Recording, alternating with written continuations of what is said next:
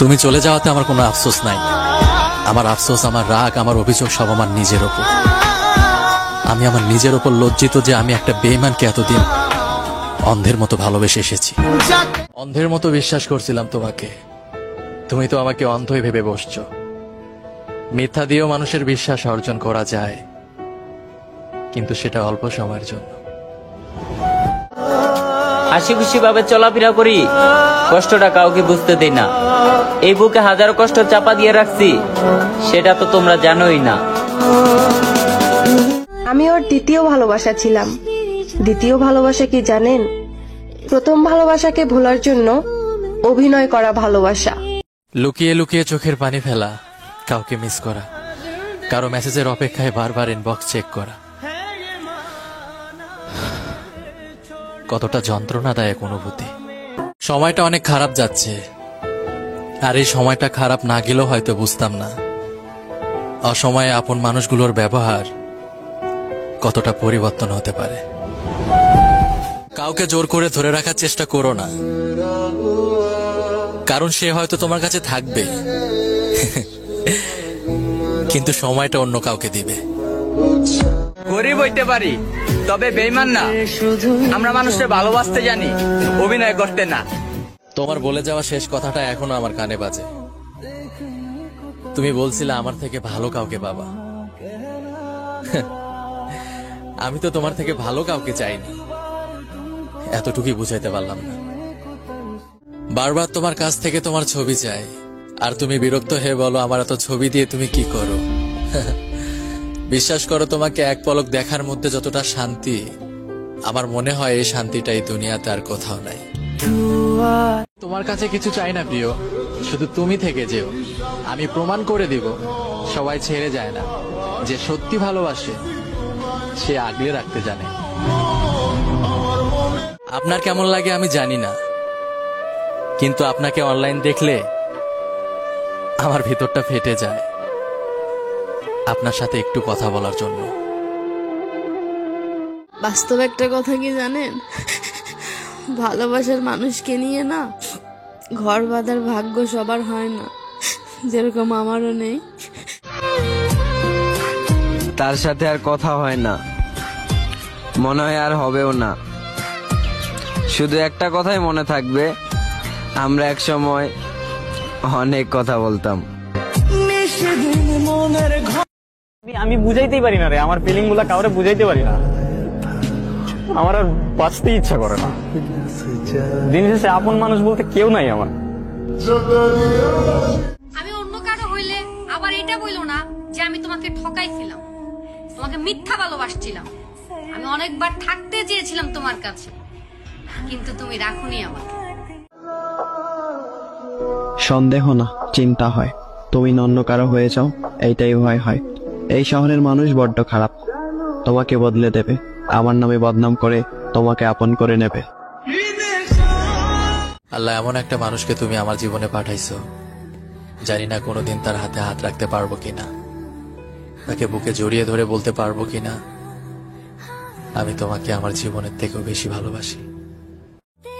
তোমাকে ভালোবাসি, তোমাকে ছাড়া বাঁচবো না, এত নাটক না করে যদি সরাসরি বলে দিতে তোমাকে মেরে ফেলতে আসছি, আমি তো হাসি মুখে তোমার হাতে মরতেও রাজি ছিলাম। সবাইরই খুশি রাখার চেষ্টা করছি, কিন্তু পারি নাই। কষ্ট আমারও হয়, কারণ আমিও একটা মানুষ, কোনো মেশিন নয়। আমি 18 বছর বয়সেই বুঝে গেছি বাস্তবতা কি। আর আমার বাবা 50 বছর বয়সেও কয়, চিন্তা করিস না বাবা, আমি তো আছি।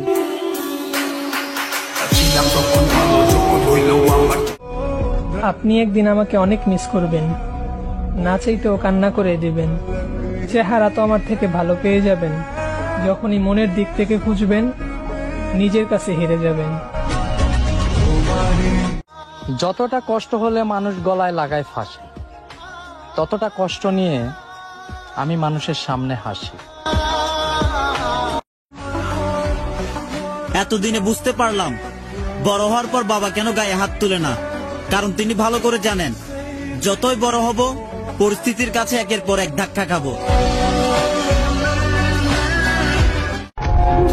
প্রতিদিন দেখি না তারে, কিন্তু যখনই দেখতে পাই দিলটা ঠান্ডা হয়ে যায়। তুমি তো খুব সহজে সবকিছু ভুলতে পারো ইয়ার। আমাকে একটু শিখায় দাও না, আমিও একটু তোমাকে ভুলতে চাই। ভালোবাসার অধিকার নিয়ে দাঁড়াইছিলাম তার সামনে। অবহেলার ধাক্কাটা অনেক তীব্র ছিল, তাই নিজেকে সরিয়ে নিতে বাধ্য হয়েছি। সুস্থ করতেই হবে একদিন।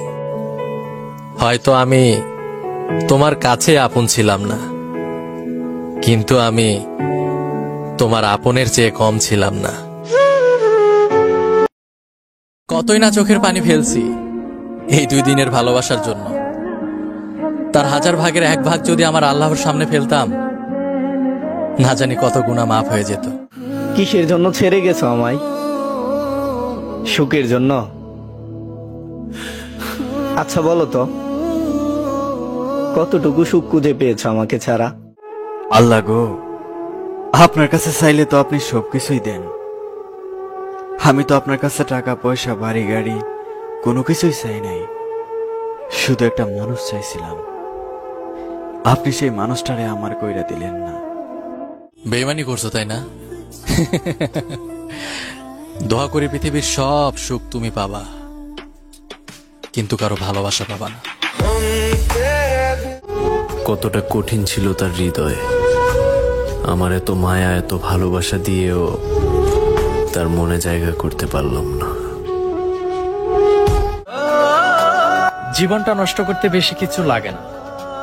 একবার কারো মায়ায় পড়ে দেখো, তাহলে এমনিতেই নষ্ট হয়ে যাবে। আমি মরে গেলে আমার প্রিয় মানুষকে বলে দিও, আমি তার জন্য পাগল ছিলাম, কিন্তু বেঈমান ছিলাম না। নিজের প্রতি যত্ন নিও, আর আমার কথা মনে পড়লে আমার খারাপ দিকগুলো মনে করো, দেখবে আমার প্রতি ঘৃণা চলে আসবে।